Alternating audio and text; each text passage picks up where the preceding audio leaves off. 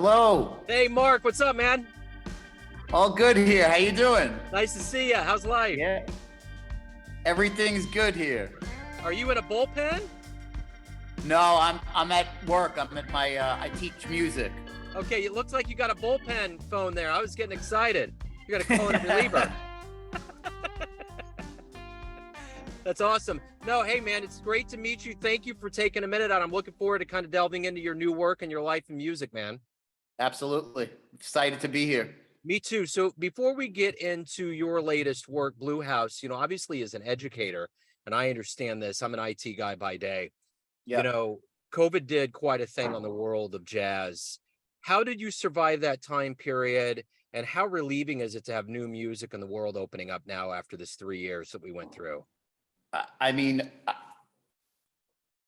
I could relate it to friends of mine who make their living being working musicians. I mean, I have the luxury of having this job as a teacher, which is great, but I saw how my friends struggled to make ends meet. People had to take jobs, day jobs, because all the live work dried up. So it's an extreme relief for all of my musical friends that they're back working. And yeah, for me it didn't affect me as much, and actually I felt like it gave me more of an opportunity to kind of write and do some recording. So for me it wasn't as bad, but I know for the working musicians who make their living touring, it was rough, really rough. For sure. Let's talk about the new album. First of all, how does it feel to have this out now? And kind of talk to me about the vision and what went into this.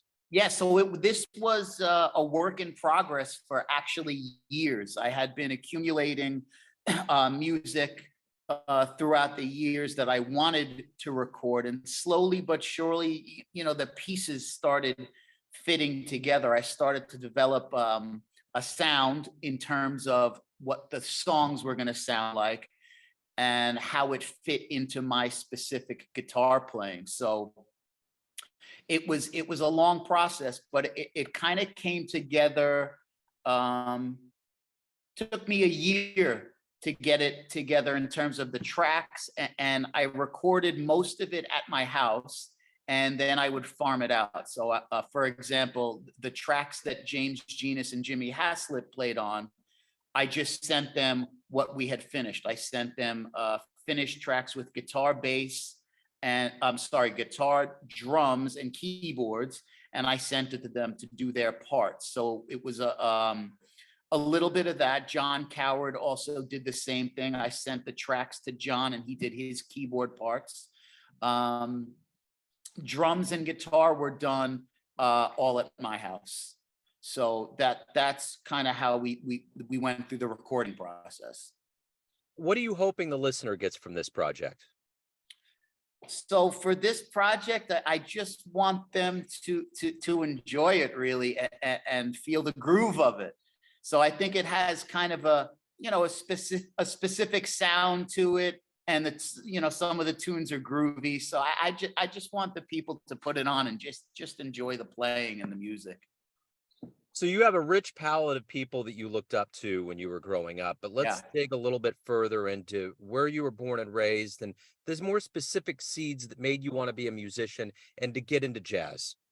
So I was born and raised in New York. So I spent, much of my younger years in Manhattan, checking out music. I mean, there's no better place in the world to be a musician than in New York. So from a very young age, 13, 14 years old, I was going into the city and trying to sit in clubs and make connections with musicians. As I got a little older and I went to Manhattan School of Music, I met musicians and teachers there that I'm still in touch with. Jeremy Manasseh, for example, who played some great keyboards on this album. I went to high school with him. Wow. I went to high school, then we went to college together. I'm still in touch with him. And just being in New York gives you the opportunity to interact and meet so many musicians. And I'm 50 years old now, and I'm still working with people that I met when I was 19, 20, 21 years old.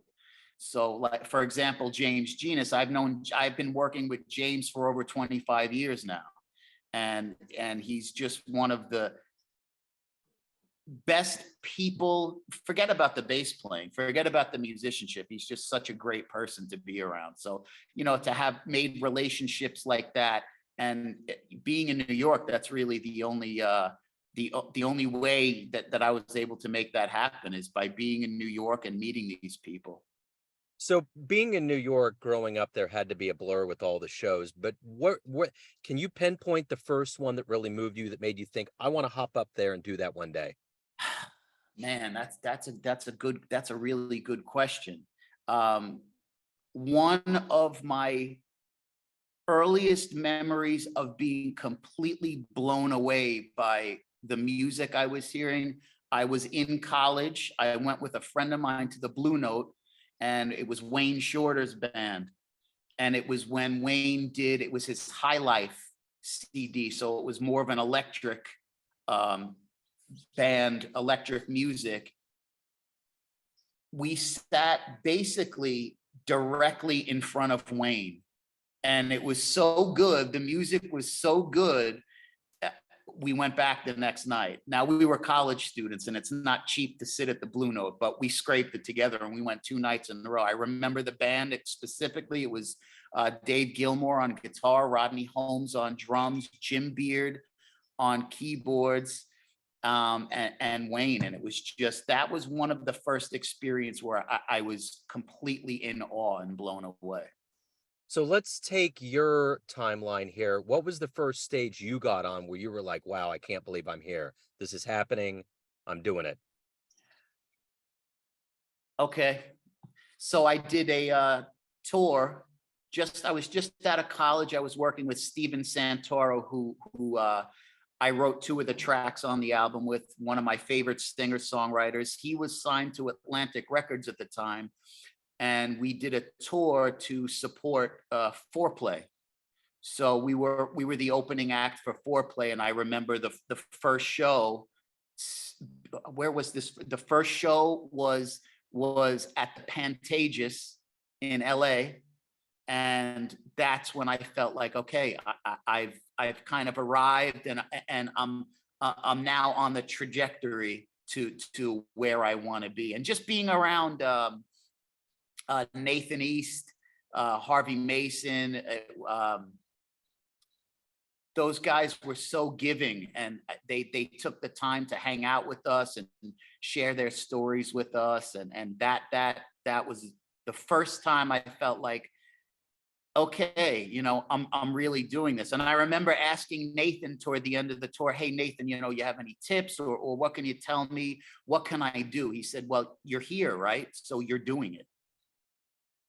So speaking of those old legendary cats, the luminaries, what did you get from them that you try to impart on the students that you teach? Just the willingness to sit down and talk and have a conversation, and just be open to hearing the question and really giving a heartfelt answer. Those guys, I mean, I struck up a friendship with Nathan, and I would call him after the tour. He would talk to me, and just, someone that's operating at that level, that was willing to take the time to talk to a young musician like myself, that made a huge impression on me. And I wanted to try and kind of, if I was ever in the position to do that for a younger musician, I remember him doing that for me. So I wanted to pass that on. So of all of the aspects that go into you being a musician, I mean, you got education, you got recording, you got live music, promotion, all these things. What do you look forward to the most? What is it that really drives you in this desire to be a musician? I think the live playing,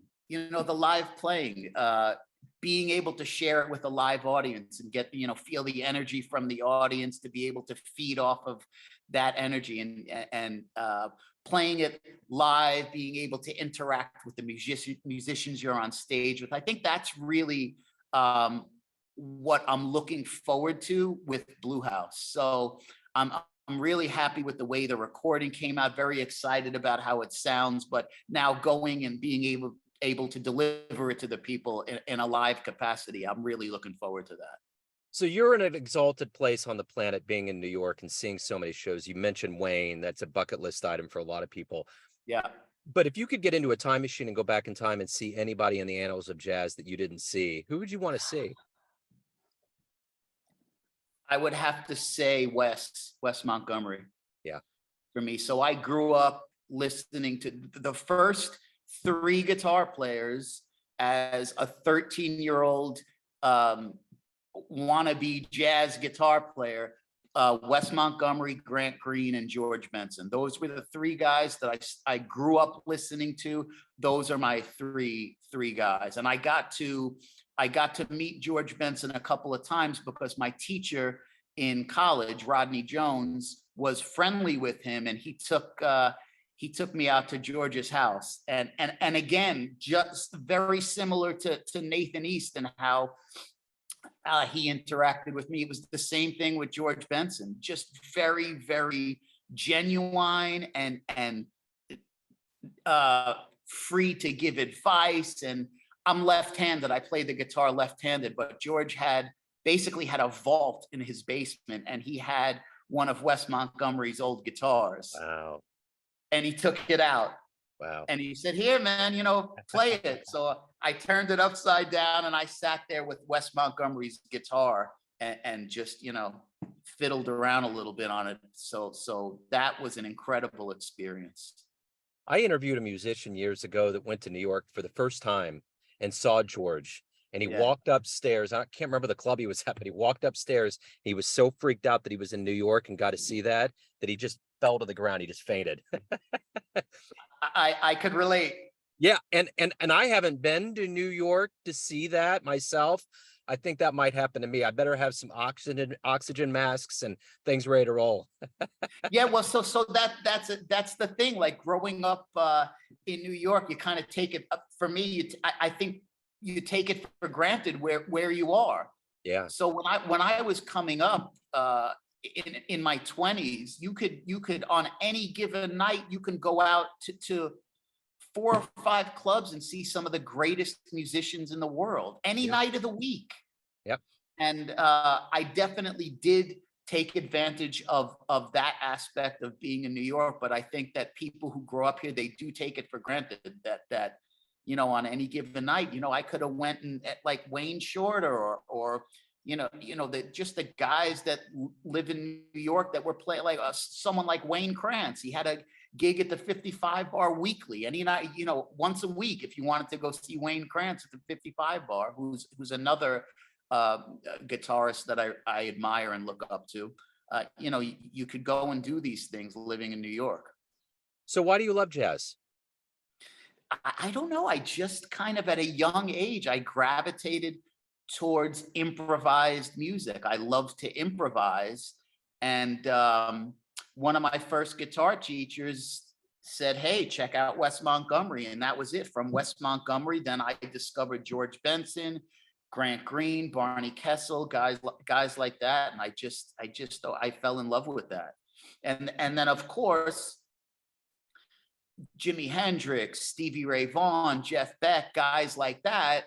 You listen to that and you're intrigued by that, and then you kind of start melding the things together. And I think on Blue House, I think you can hear a little bit, of the influence of guys like Wes, George, Grant Green, but you can also hear like the Jimmy and the Jeff Beck and that kind of stuff in it as well, I hope. Yeah, for sure. So Marc, everyone has a perception of you: family, friends, fans, students, but you're in control. What's your perception of you? Who do you think you are?